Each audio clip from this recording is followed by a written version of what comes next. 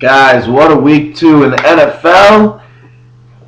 Crazy shit happening. Arizona knocking off the Patriots. Brady looking like shit. Unfortunately, for the first time, I have Brady on my team, which I never said I would say. I always said I never would, but I do. And he's doing like shit. Of course it happens. It would only happen to me. But I digress. Sorry, I had to get that off. A lot of things happen.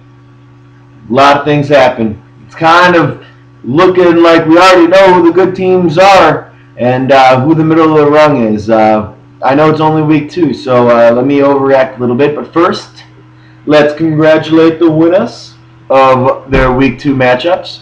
We have Fraggle Wembley, who just destroyed Fraggle Boober, 116-60, moving himself to 2-0 and Boober to 0-2. We have Dershfall, who lost to Barroom Heroes. Congratulate Barroom Heroes to their 2-0 mark, who beat Dershfall, who is now 0-2, 103-78.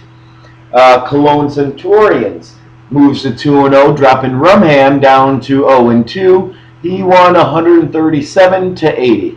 Unfortunately for Rumham, 2 weeks, and both weeks he has gone against the top scorer in the league. Unfortunate for him, but what are you going to do? Next, we move to Gabo escaping with a victory over Show Me Your TDs. And Show Me Your TDs did get a newly created trophy that I will tell you guys about in a second when I go over the trophies. But Show Me Your TDs drops to 0-2, and Gabo goes to 1-1 with a 78-74 victory over Show Me Your TDs. And then we, in the last matchup, which was matchup of the week, did not turn up to be a good matchup at all, mainly because it was a bludgeoning, and let's be honest, neither team really impressed.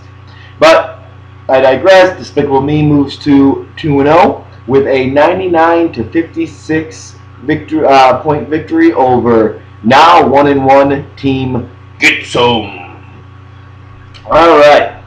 We go over trophies, and if you guys look in the trophy catalog, it's also being shown on the trophy showcase on the head page. We have a new trophy. It is called the Nuge. The Nuge is for making the worst move of the week, meaning someone that you should have easily started, whether matchups or he's always a start. Or you might be starting, a running back, maybe a mid-level running back against, say, the 49ers defense or something like that. That could constitute as the Nuge. Like, you don't start, if you have Ray Rice or something like that and it's going against one of the top running defenses in the league, you know what, it's hard to sit him. I won't call that a Nuge.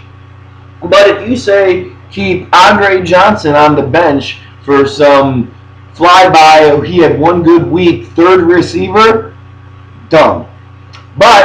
Or the best example, keeping Hakeem Nicks and Wes Welker on the bench.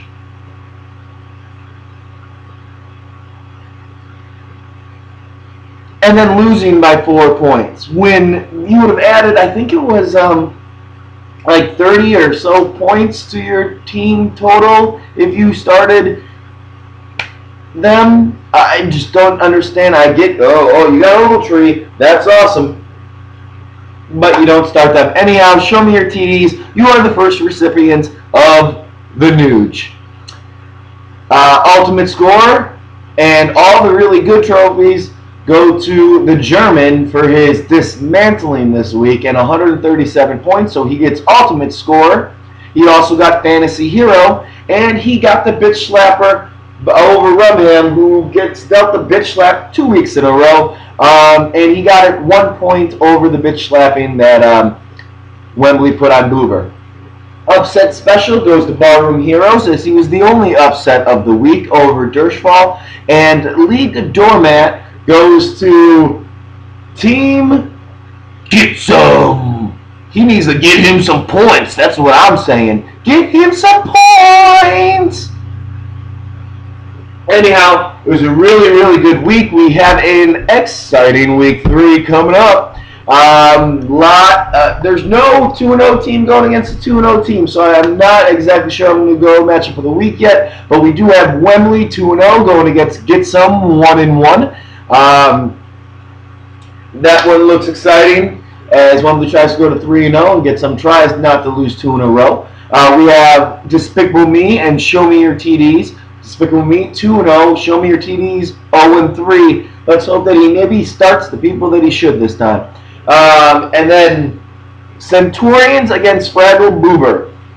Centurions is on a roll, second highest score in the league so far, going against Boober, who unfortunately has been scored upon the second most amount of times. His defense is looking like the Saints, and he's in danger of going 0-3. Then, next matchup, we have Fraggle Gobbo, 1-1, going against Barroom Heroes, a surprise 2-0. That is going to be an exciting match. And then, last but very much the very least, we have Dirschfall versus Rumham. Good news for you, Dirschfall. You're probably going to be the ultimate scorer this week because you are going against Rumham. Anyhow, I will see you guys in the matchups. Good luck, and make sure you watch them because usually I'm right. And actually, it was my fault. I even called D-Row. I couldn't tell him who to put in because I thought that wasn't fair, but I didn't have the matchup up because I was having problems with the computer. So I did tell him he has better receiver core than he does running backs.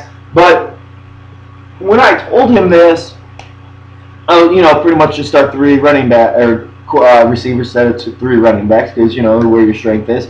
But who would have thought that he would start the non-good players? Like, why would you start Ogletree and not Hakeem Nicks, the #1 receiver on the Giants? I don't know, 1A, I know what they could lose. Why would you start Wes Welker, who always will get you solid points? He'll get you. He doesn't always go. He doesn't go out for 20 every other week, and he's not in danger of going for 20 every week. But he always gets you like that 8 or above average. Why wouldn't you take that? And instead you start Ogletree, who, yay, he had a great week 1, but he's Ogletree. He's not going to do it all the time. Anyhow, mistakes well learned, hopefully lesson learned, and you won't do that again. Anyhow, watch my videos. I'll tell you guys what you need to know. It's got to be better than NFL.com or ESPN. Man, these guys are really fucking up this year.